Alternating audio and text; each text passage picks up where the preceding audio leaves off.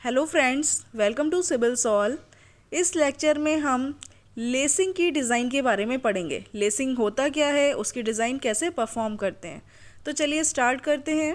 Design of lacing. तो basically lacing होता क्या है, ये बिल्टअप कॉलम में जो भी एलिमेंट्स हैं उनको आपस में कनेक्ट करने का काम करता है। कनेक्टिंग एलिमेंट्स होता है इन बिल्टअप कॉलम। लेसिंग क्या करता है, जो भी कॉलम के कंपोनेंट्स हैं उनको एक सिंगल यूनिट में बांध देता है, यानी कि एक कनेक्ट कर देता है सिंगल यूनिट में। तो अगर कंपोनेंट्स जो है कॉलम के बहुत क्लोज हैं आपस में, तो वहाँ पर टैक रिवेट्स का यूज़ करके आप उनको एक सिंगल यूनिट में कन्वर्ट कर देते हैं। तो बेसिकली देख लीजिए, आई सपोज ये दो कॉलम्स हैं, एक आई सेक्शन है, ये आई सेक्शन है, ठीक है। जब इनका आप टॉप व्यू देखेंगे तो कुछ इस टाइप का होगा, यानी टॉप व्यू मैंने यहाँ पर ये दिखाया है। तो आपने क्या किया कि ऊपर जो है, सबसे ऊपर यहाँ पर ये जो है टाई प्लेट्स कहलाती है, इनको टाई प्लेट्स जो है टॉप एंड बॉटम पे लगा देते हैं। ये जो है टाई प्लेट्स हैं, ठीक है। इसके बाद आपने क्या किया कि इनमें जो है आपने लेसिंग मेंबर्स अटैच कर दिए। तो ये जो है लेसिंग, सपोज है ये एक लेसिंग, फिर इसको आपने दूसरी लेसिंग से कनेक्ट कर दिया।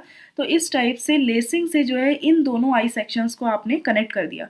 तो जो लेसिंग की सेंटर टू सेंटर डिस्टेंस होती है उसको आप सी से रिप्रेजेंट करते हैं, ठीक है। ये आपका कहलाता है वर्टिकल से जो लेसिंग का एंगल होता है इसको कहते हैं थीटा। तो इसकी वैल्यू जो है 40 से 670 के बीच में रहती है, यानी कि 40 से कम नहीं होनी चाहिए। और इसकी जो वैल्यू है थीटा की should not be less than 40 degree and should not be greater then 70 degree, यानी कि 40 से 70 के बीच में जो है इनकी वैल्यू रहनी चाहिए।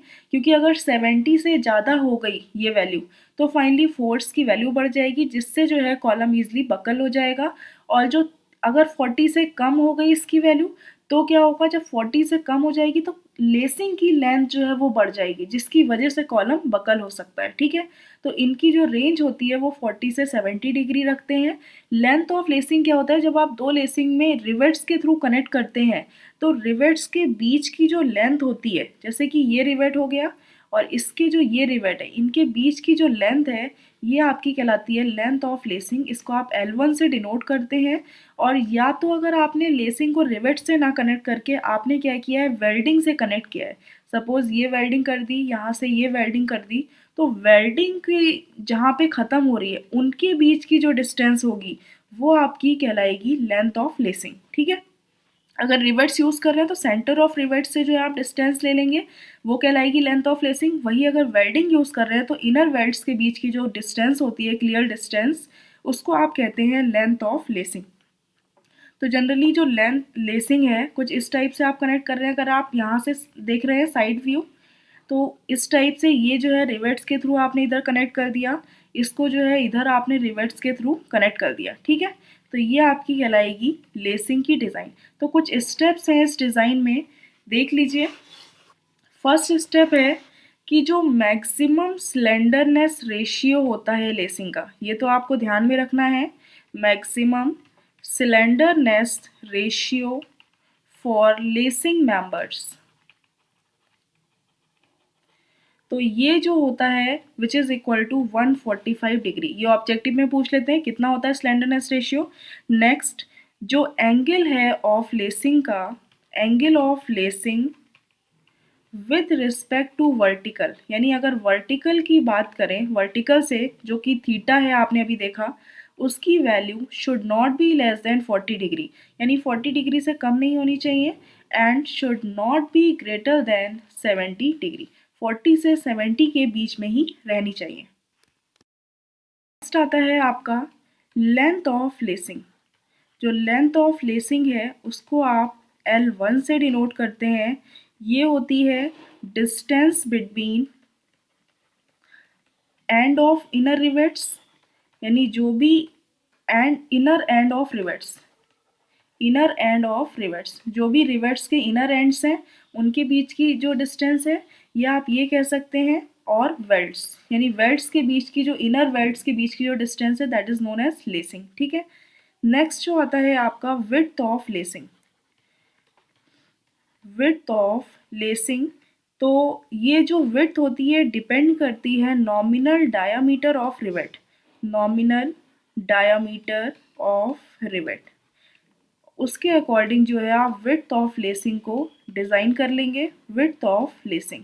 तो फाइनली अगर नॉमिनल डायामीटर 16 mm है, 18 mm है, 20 mm है या 22 mm है, तो उसके अकॉर्डिंग जो है आप इसको अप्रॉक्स 3 टाइम्स कर देते हैं। ठीक है, जैसे कि ये आप लिख सकते हैं विड्थ ऑफ लेसिंग जो है वो अप्रॉक्स हो जाती है 3 times of nominal diameter of rivet. तो जैसे कि ये 16 है तो अप्रॉक्स 50 हो गया, 18 है तो 55 mm ले लेते हैं, ये 60 mm हो गया और ये 65 mm। ठीक है, तो ये जो है नॉर्मली डिपेंड करती है डायामीटर ऑफ रिवेट्स पर। तो मिनिमम विड्थ जो है लेसिंग बार की 3 टाइम्स ऑफ नॉमिनल डायामीटर।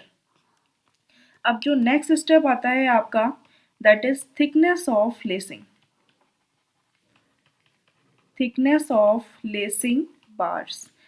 तो थिकनेस जो आप प्रोवाइड करते हैं length of lacing divided by 40, ये होता है फॉर सिंगल लेसिंग। यानी कि सिंगल लेसिंग का मतलब है कि जैसे कि ये कॉलम्स हैं, ठीक है, इनको आपने जोड़ने के लिए क्या किया, ये लेसिंग्स प्रोवाइड कर दी। तो आपको अगर सपोज एंगल बहुत ज़्यादा प्रोवाइड करना है, 70 तक पहुंच गया या ग्रेटर देन 70 अप्रॉक्स हो रहा है, तो आप क्या करते हैं उस केस में सिंगल लेसिंग ना प्रोवाइड करके डबल लेसिंग प्रोवाइड करते हैं। यानी इधर साइड से आप देख रहे हैं फ्रंट से लेसिंग है, बैक साइड से भी देखेंगे तो इसके जस्ट अपोजिट जो है आप लेसिंग प्रोवाइड कर रहे हैं। ठीक है, तो दोनों साइड जब लेसिंग प्रोवाइड करते हैं उसको कहते हैं डबल लेसिंग। तो उस केस में जो थिकनेस होगी दैट इज L1/60 आप प्रोवाइड करेंगे फॉर डबल लेसिंग। यानी डबल लेसिंग के केस में जो है आप जो थिकनेस प्रोवाइड करते हैं वो आप L1/60 प्रोवाइड करते हैं। ठीक है, नेक्स्ट आता है effective length of lacing bar. तो इफेक्टिव लेंथ क्या होती है, एल इफेक्टिव जो है इसकी वैल्यू होती है L1 फॉर सिंगल लेसिंग। यानी सिंगल लेसिंग के केस में जो है आपकी जो लेंथ इफेक्टिव लेंथ है लेसिंग की वो उतनी ही रहेगी। वही अगर 0.7 L1 आप लेते हैं फॉर डबल लेसिंग के केस में लेंथ थोड़ी कम हो जाएगी। और वही अगर फॉर वेल्डेड लेसिंग है यानी वेल्डिंग का प्रोवाइड कर रहे हैं तो उस केस में भी 0.7 L1 जो है इफेक्टिव लेंथ आप लेसिंग की प्रोवाइड करते हैं। इसके बाद आप क्या करेंगे, इसको चेक करेंगे कि जिससे कि बकलिंग ना हो सके। तो to prevent buckling of column component between lacing connections, between lacing connections, तो आपको ये चेक करना है कि जो IS कोड के अकॉर्डिंग ये कंडीशन सेटिस्फाई होनी चाहिए C/R मिनिमम ऑफ कंपोनेंट।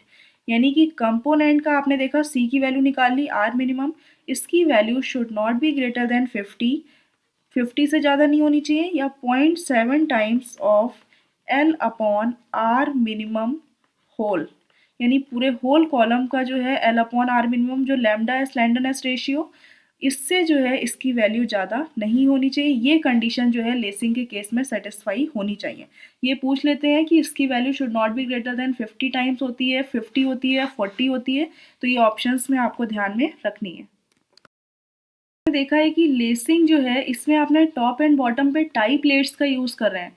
तो टाई प्लेट्स का यूज़ जो है आप सिर्फ इसलिए करते हैं कि कोई भी कॉलम में डिस्टॉर्शन ना हो सके, यानी जो कॉलम का शेप है वो चेंज ना हो, उसके लिए जो है आप टाई प्लेट्स को टॉप एंड बॉटम में यूज़ करते हैं। क्लियर है। अब नेक्स्ट आता है forces in lacing bars, forces in lacing bars. तो जैसे कि ये लेसिंग है तो यहाँ पे जो है टॉप में आप फोर्स अप्लाई करते हैं तो इसके ट्रांसवर्स डायरेक्शन में जो शेयर लगता है, ठीक है, वो ट्रांसवर्स शेयर फोर्स होता है। लेसिंग डिज़ाइन के लिए सबसे पहले आप निकालते हैं ट्रांसवर्स शेयर फोर्स। ठीक है, ये जो होता है दैट इज इसको V से रिप्रेजेंट करते हैं, ये होता है 2.5% ऑफ कॉलम लोड। जो भी कॉलम पे लोड लग रहा है उसका 2.5% ऑफ P। ठीक है, तो इसको आप ट्रांसवर्स शेयर फोर्स निकाल लिया आपने। जो है कंप्रेसिव और टेंसाइल फोर्स जो होता है, कंप्रेसिव और टेंसाइल फोर्स ऑन लेसिंग। ठीक है, तो ये जो फोर्स होता है ये होता है आपका, सपोज इसको F से डिनोट करते हैं, इसका फॉर्मूला यूज़ करते हैं आप V/2 times of sine theta. तो ये कंप्रेसिव भी हो जाएगा या टेंसाइल भी, दोनों केसेस में ये वैल्यू होती है। ध्यान रखिएगा जो लेसिंग की डिज़ाइन है वो एज अ ट्रस रहती है, यानी कि जो मोमेंट होता है वो इसमें ज़ीरो रहता है, सिर्फ कंप्रेसिव और टेंसाइल फोर्सेस ही एक्ट करते हैं। तो F=V/2 साइन थीटा, ये आपका हो गया कंप्रेसिव और टेंसाइल फोर्स, और ट्रांसवर्स शेयर फोर्स होता है 2.5% ऑफ P। तो ये फोर्सेस आप निकाल लेते हैं। इसके बाद जो है आप लास्ट स्टेप में करते हैं डिज़ाइन ऑफ कनेक्शन। अब आपको लास्ट में कनेक्शन की डिज़ाइन करनी है, तो उसके लिए मतलब होता है कनेक्शन की डिज़ाइन का मतलब फाइंडिंग नंबर ऑफ रिवेट्स, कितने रिवेट्स जो है आप प्रोवाइड कर रहे हैं। ठीक है, तो इसके लिए नंबर ऑफ रिवेट्स का जो फॉर्मूला होता है, नंबर ऑफ रिवेट्स, तो आप n निकालते हैं F/RV। तो जो F की वैल्यू होती है यानी V/2 sine theta divided by rivet value, तो इस फॉर्मूले से आप निकाल सकते हैं, या आप n यहाँ पे V cot theta divided by RV भी लिख सकते हैं। तो ये वैल्यू ध्यान रखिएगा। नंबर ऑफ रिवेट्स फाइंड करने के बाद आप चेक कर लेते हैं कि जो टेंसाइल स्ट्रेंथ है लेसिंग बार की, टेंसाइल स्ट्रेंथ का फॉर्मूला क्या होता है, लेसिंग बार। तो ये होता है आपका, जैसे कि PT टेंसाइल स्ट्रेंथ को डिनोट करते हैं, तो ये होता है V-ND into T into FT, यानी जितने नंबर ऑफ रिवेट्स आपके आ रहे हैं उसमें into D into T into FT जो वैल्यू निकालेंगे, ये वैल्यू जो है आपकी शुड बी ग्रेटर देन होनी चाहिए F, यानी कि जो टेंसाइल स्ट्रेंथ ओवरऑल आ रही है तो उससे जो अप्लाइड टेंसाइल फोर्स है उससे ये टेंसाइल स्ट्रेंथ ज़्यादा रहनी चाहिए, तभी ये आपकी डिज़ाइन जो है वो सेफ होगी। सेकेंडली जो है आप कंप्रेसिव स्ट्रेंथ को भी चेक कर सकते हैं। तो जो कंप्रेसिव स्ट्रेंथ होती है लेसिंग बार की, ये होता है आपका फॉर्मूला PC=σAC/AG। ठीक है, तो जहाँ आप जो है सिग्मा AC फाइंड करने के लिए लैम्डा लेसिंग बार का फाइंड करेंगे, तो लैम्डा के थ्रू सिग्मा AC की वैल्यू निकाल के जो है यहाँ पे AG जो होता है आपका, AG यानी ग्रॉस एरिया ऑफ लेसिंग, यहाँ पे लिख दीजिए, ये होता है ग्रॉस एरिया ऑफ लेसिंग। और इसका जो फॉर्मूला ये जो होता है आपका कि total width of lacing into thickness of lacing. ठीक है, तो ये मल्टीप्लाई कर देंगे, ये ओवरऑल आपको ग्रॉस एरिया मिल जाएगा लेसिंग का, यहाँ से सिग्मा AG से मल्टीप्लाई कर देंगे, ये वैल्यू भी F से ज़्यादा आनी चाहिए, यानी कंप्रेसिव जो अप्लाइड फोर्स है उससे ये वैल्यू ज़्यादा आनी चाहिए, तो आपकी डिज़ाइन क्या हो जाएगी, सेफ हो जाएगी। एक न्यूमेरिकल देख लीजिए कि a column of length 0.4 metre is one end fixed end other end free. ठीक है, तो वन एंड फिक्स्ड है, अदर एंड फ्री है, तो L इफेक्टिव आप क्या ले लेंगे, 0.8L। It is made by using 4 ISA, 4 Indian standard angle का यूज़ किया गया है, 100/100/10। एक सुइटेबल अरेंजमेंट आपको डिज़ाइन कर रहा है to carry an axial load of 750 kilo newton. Also design a suitable lacing system, साथ ही साथ आपको सुइटेबल लेसिंग सिस्टम भी डिज़ाइन करना है। एक अरेंजमेंट ऐसा डिज़ाइन करना है कि जिससे वो 750 किलो न्यूटन का एक्सियल लोड बियर कर सके। ठीक है, क्वेश्चन में गिवन है आपको ISA 100/100/10 की डिटेल जो है गिवन है। इसके लिए ग्रॉस एरिया जो है 1903 mm² गिवन है। CXX=CYY गिवन है 28.4 mm। RXX=RYY वैल्यू गिवन है 30.5 mm। IXX=IYY गिवन है, that is equal to 177 into 10 to the power 4 mm to the power 4। RUU 38.5 mm given है, और RVV जो है वो 19.4 mm गिवन है। ठीक है, लैम्डा और सिग्मा AC की टेबल दी है, 70, 80 और 90, इनकी करस्पॉन्डिंग जो वैल्यूज़ हैं 112, 101 और 90, ये ओवरऑल इतना दिया हुआ है। ठीक है, तो आपको पता है कि सबसे ज़्यादा रजिस्टिंग, कंप्रेशन को रजिस्ट करने में जो सबसे इफिशियंट सेक्शन होता है वो कैसा होता है, हॉलो सर्कुलर सेक्शन होता है या बॉक्स सेक्शन होता है। ठीक है, बॉक्स टाइप में आप बना दीजिए या हॉलो सर्कुलर सेक्शन बना दीजिए, जिससे कि आपको मैक्सिमम लोड कैरिंग कैपेसिटी उससे मिल सकती है। तो सपोज आपने 4 इंडियन स्टैंडर्ड एंगल्स को इस टाइप से अरेंज कर दिया, ये आपकी एक्स एक्सिस और ये वाई एक्सिस। ठीक है, तो इसमें जो है आपने इन एंगल्स को इस टाइप से अरेंज कर दिया,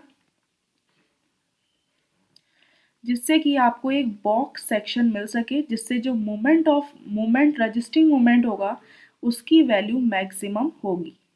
तो ये आपका बन गया, ठीक है।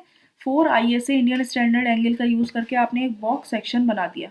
तो आपको पता है CXX CYY, यानी कि इसका जो एक एंगल है इसका CG कहीं यहाँ पर होगा। तो यहाँ से ये डिस्टेंस या ये डिस्टेंस, यहाँ से ये डिस्टेंस ले लीजिए, ये डिस्टेंस आपकी इक्वल है 28.4, तो ये है आपकी 28.4 mm। तो आपको पता है 100/100/10 का यानी पूरी लेंथ कितनी है 100, तो यहाँ से यहाँ तक की लेंथ कितनी बची 71.6 mm। ठीक है, तो सारे आई सेक्शन, सारे एंगल सेक्शंस का यही क्राइटेरिया है। तो अब आपको क्या करना है, सबसे पहले टोटल लोड कितना दिया है 750 किलो न्यूटन। तो यहाँ से AG प्रोवाइडेड निकाल लेंगे। कितना प्रोवाइड किया है आपने, 4 एंगल सेक्शंस है, एक एंगल का एरिया 1903 है, तो टोटल का एरिया कितना हो जाएगा 4 × 1903 mm²। तो यहाँ से सिग्मा AC आप निकाल लीजिए, जो डेवलप हो रहा है P/सिग्मा AC, यानी 750 × 10⁻³ डिवाइडेड बाई AG 4 × 1903। तो आपको सिग्मा AC की वैल्यू आ जाएगी 98.52 न्यूटन पर mm²। सिग्मा AC के करस्पॉन्डिंग आप यहाँ से लैम्डा निकाल सकते हैं, लैम्डा आ जाएगा 82.25 टेबल से, ठीक है। जब लैम्डा की वैल्यू आ गई तो यहाँ से L आपको, L इफेक्टिव आपको पता है 0.8 times of L, total 9.4 metre है, यानी 7.52 मीटर जो है आपको L इफेक्टिव मिल गई। तो R मिनिमम निकाल सकते हैं, lambda is equal to L effective upon R minimum. तो यहाँ से जो R मिनिमम की वैल्यू आपकी आ जाएगी, इन दोनों वैल्यूज़ को पुट करके, तो R मिनिमम आपको मिल जाएगा 91.42 mm, ठीक है। ये R मिनिमम क्या है, रिक्वायर्ड, यानी इतने फोर्स के अकॉर्डिंग इतना R मिनिमम आपको रिक्वायर्ड है। तो आपको इतने R मिनिमम के अकॉर्डिंग जो है आई सेक्शन, यानी ये जो है ओवरऑल जो सेक्शन है ये सुइटेबल सेक्शन डिज़ाइन करना है।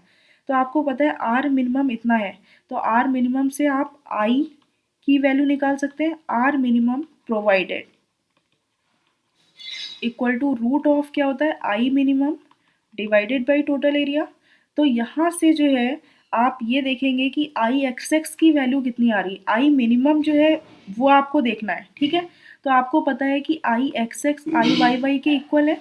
तो टोटल अगर आप बात करें पूरे सेक्शन का कंबाइंड IXX से IYY कितना होगा, तो 4 टाइम्स कर दीजिए, एक का अगर आप निकाल लें उसका 4 टाइम्स कर लेंगे, पूरे का निकल आएगा, यानी कि IXX कितना है 177 × 10⁻⁴ प्लस A यानी कि 1900 h²। तो h² यानी कि सेंट्रोइडल डिस्टेंस जो है वहाँ से ये चाहिए आपको। तो सेंट्रोइडल डिस्टेंस क्या होगी, यहाँ से ये डिस्टेंस या यहाँ से ये डिस्टेंस इक्वली है, तो यहाँ से इस एक्सिस से ये जो डिस्टेंस होगी आपकी 71.6 है, तो 71.6²। 4 टाइम्स कर दिया, तो आपको जो IXX की वैल्यू मिली है वो आ जाएगी 46.103 × 10⁻⁶ mm²।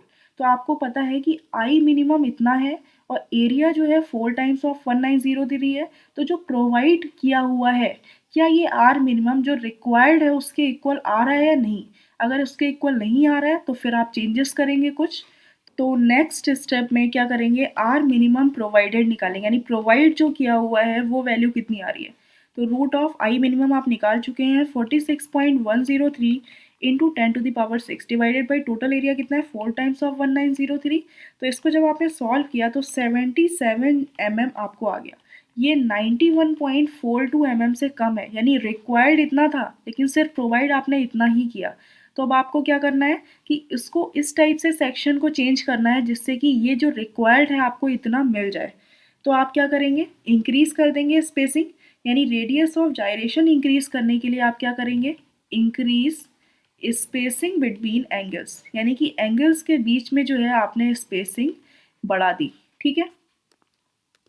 तो सपोज आपने जो है इस टाइप से आप एंगल सेक्शन डिज़ाइन किया, ये थोड़ी स्पेसिंग पे डिस्टेंस देके आपने जो है ये दूसरा आई सेक्शन प्रोवाइड किया, फिर इसके बाद सेम उतनी स्पेसिंग देके इधर साइड, सॉरी ये जो है आई सेक्शन इस टाइप से आपने डिज़ाइन किया, कुछ स्पेसिंग पे इधर जो है ये आपने आई सेक्शन। तो सपोज़ इन सब के बीच की जो स्पेसिंग है वो है S, आपने टोटल S प्रोवाइड कर दी। अब इसके अकॉर्डिंग आप डिज़ाइन करेंगे, सपोज़ ये है S, तो यहाँ से इस एक्सिस से ये डिस्टेंस कितनी हो जाएगी S/2, और यहाँ से CG से ये डिस्टेंस कितनी थी 71.6 mm, ठीक है। तो आप इस टाइप से अब डिज़ाइन करेंगे कि जो स्पेसिंग है वो आपने थोड़ी बढ़ा दी, जिससे ओवरऑल आर मिनिमम की वैल्यू इतनी आपको मिल सके। तो आपने देखा कि जो आई मिनिमम रिक्वायर्ड है, आई मिनिमम रिक्वायर्ड, वो क्या होगा, ए जी यानी gross area into R minimum required square, A R square होता है टोटल, तो आर मिनिमम रिक्वायर्ड स्क्वायर, ठीक है। तो फाइनली यहाँ पे आई मिनिमम रिक्वायर्ड कितना है, आप आई मिनिमम रिक्वायर्ड जो है वो 4 टाइम्स ऑफ 1903 यानी एक का इतना है ए जी इंटू आर मिनिमम रिक्वायर्ड कितना है 91.42 स्क्वायर, ठीक है। तो ये ओवरऑल आई मिनिमम आपको इतना चाहिए, यानी कि एक का तो इतना है, तो 4 है आई मिनिमम, तो उसके लिए जो है आपको इतना एरिया कम से कम आई मिनिमम का, आई एक्स एक्स और आई वाई वाई का इतना आपको चाहिए। तो उसके लिए आप क्या करेंगे, आपको पता है कि I X X equal to I Y Y आपको रखना है, यानी बिल्टअप सेक्शन है 63.61 इंटू 10⁻6।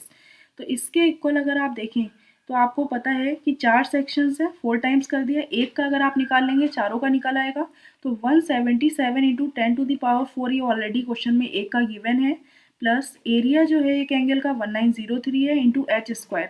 अब यहाँ से सेंट्रॉइड की जो डिस्टेंस है इसके सी जी की कितनी है, S/2 प्लस 71.6 प्लस 71.6 स्क्वायर, ठीक है। तो इसको जब आप सॉल्व करेंगे तो स्पेसिंग आ जाएगी 30 mm, यानी कि अब यहाँ पे डिज़ाइन ओवर हो गई। आपने इस टाइप का अरेंजमेंट डिज़ाइन करना था जिससे कि ओवरऑल जो रिक्वायर्ड आर मिनिमम है वो आपकी रिक्वायरमेंट फुलफिल हो सके। तो आपको पता है आर मिनिमम क्या होता है, √i/a। तो आर मिनिमम आपको पता था, उससे आपने आई देख लिया, इतना आई चाहिए, तो उसके लिए स्पेसिंग कितनी प्रोवाइड करें।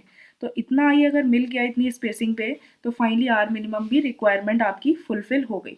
अब आपको क्या करना है, एक सुइटेबल लेसिंग सिस्टम जो है डिज़ाइन करना है, यानी कि जो ऊपर ओवरऑल आप लेसिंग करेंगे तो फाइनली क्या होगा, रिवेट्स यहाँ पे इस टाइप से प्रोवाइडेड होंगे। तो उसके लिए जो है आपको एक सुइटेबल लेसिंग सिस्टम की डिज़ाइन करनी है। तो अब नेक्स्ट स्टेप है आपका डिज़ाइन ऑफ लेसिंग, यानी आपने पूरा अरेंजमेंट अच्छे से डिज़ाइन कर दिया। अब उन 4 एंगल्स का यूज़ करके आपने जो है, अब इसका जब ये व्यू देखेंगे तो आपको लेसिंग की डिज़ाइन करनी है।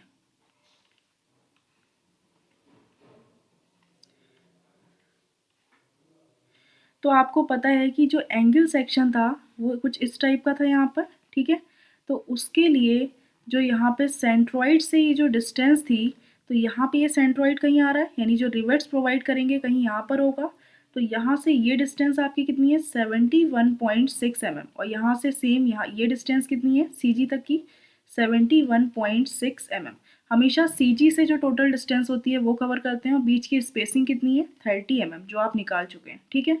तो अब यहाँ से जो है वो आपका सुइटेबल लेसिंग सिस्टम डिज़ाइन होगा। तो सपोज ये जो है आपका लेसिंग सिस्टम इस टाइप से डिज़ाइन हुआ, फिर यहाँ से ये आप दूसरी लेसिंग प्रोवाइड कर देंगे कंपोनेंट, फिर ये इस टाइप से लेसिंग को डिज़ाइन कर देंगे, ठीक है। तो आपको पता है कि यहाँ से सेंटर टू सेंटर डिस्टेंस कितनी होती है, सी, ये डिस्टेंस है सी। यहाँ से यहाँ तक की जो डिस्टेंस होगी ये सी जी तक की, ठीक है। ये डिस्टेंस आपकी कितनी होगी, लेंथ ऑफ लेसिंग। तो अगर आपको थीटा एंगल नहीं दिया है तो आप जनरली उसको 45 डिग्री मान लीजिए। तो आपको पता है ये वर्टिकल स्पेसिंग आपको पता है, यानी ट्रांसवर्स डायरेक्शन की स्पेसिंग पता है, L1 फाइंड करना है। ये जो हॉरिजॉन्टल एंगल है ये आपका 45 डिग्री है। तो ये एंगल जब 45 डिग्री है तो फाइनली L1 की वैल्यू यहाँ से फाइंड कर सकते हैं। तो पहला स्टेप जो है कि आप करेंगे फाइंड स्पेसिंग ऑफ लेसिंग, यानी लेसिंग के बीच की जो स्पेसिंग है वो आपको फाइंड करनी है। तो सपोज वो है कैपिटल सी, तो उसके लिए L1 की वैल्यू चाहिए। L1 इक्वल टू क्या होगा, टोटल जो ट्रांसवर्स स्पेसिंग है, transverse distance between rivets lines, यानी ट्रांसवर्स डिस्टेंस डिवाइडेड बाई, अगर आप कॉस थीटा कर दें तो आपको ये L1 की वैल्यू मिल जाएगी।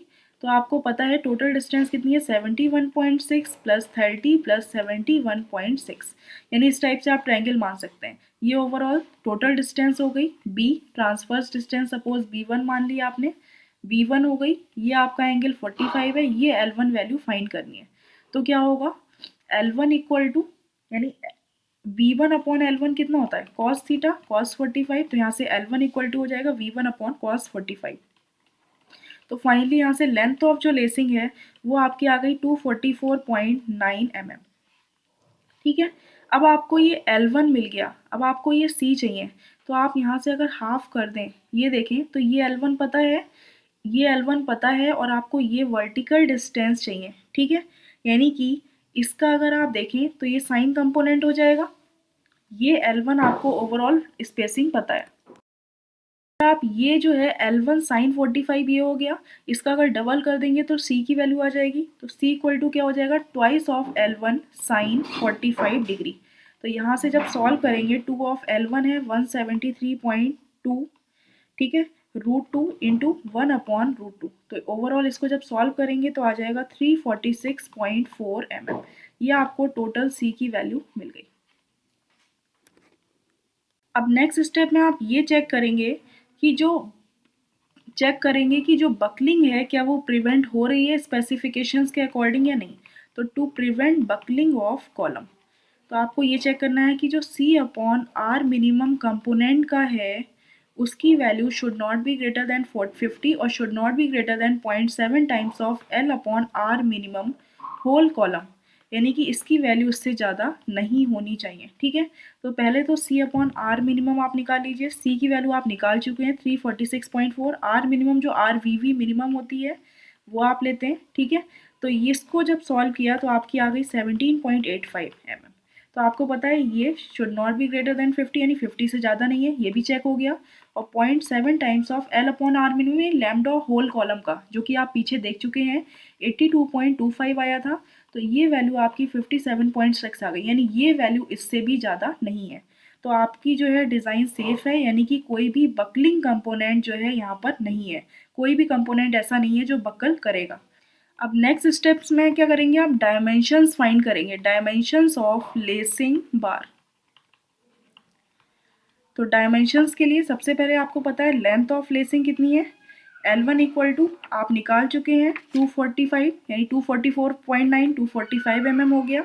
विड्थ ऑफ लेसिंग क्या हो गई कि 3 times of nominal diameter. Suppose nominal diameter आपने एज्यूम कर लिया, ये गिवन नहीं है तो एज्यूम कर लीजिए 20 mm है, तो ओवरऑल ये आपकी आ गई विड्थ ऑफ लेसिंग 60 mm। ठीक है, फिर इसके बाद आप निकालेंगे thickness of lacing. Thickness of lacing होती है, सपोज आपने एज्यूम कर लिया सिंगल लेसिंग है तो L1/40 यानी 245 डिवाइडेड बाई 40, तो ये आपकी आ गई 6.1 mm। तो आपने प्रोवाइड कर दी जो थिकनेस है that is equal to 8 mm। तो ये आपका ओवरऑल जो है डायमेंशंस क्लियर हो गए।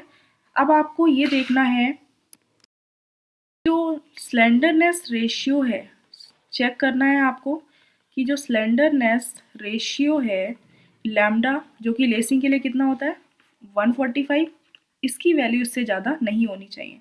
तो आपने जो प्रोवाइड किया है लेसिंग वो क्या है 60 mm, विड्थ है 60, ISF यानी इंडियन स्टैंडर्ड जो है लेसिंग, और जो इसको कहते हैं ISF 8। इस टाइप से आप डिज़ाइन करते हैं एज लेसिंग मेंबर। तो आपने ये प्रोवाइड किया है, जो थिकनेस कितनी है वो 8 mm है। तो सपोज़ ये इस टाइप की लेसिंग है आपकी, ये जो थिकनेस है 8 है और ये ओवरऑल विड्थ कितनी है 60। ठीक है, तो ये आपकी हो गई y एक्सिस, ये हो गई x एक्सिस। तो इसके लिए R मिनिमम आपने निकाला, क्या होता है root of I minimum divided by total area.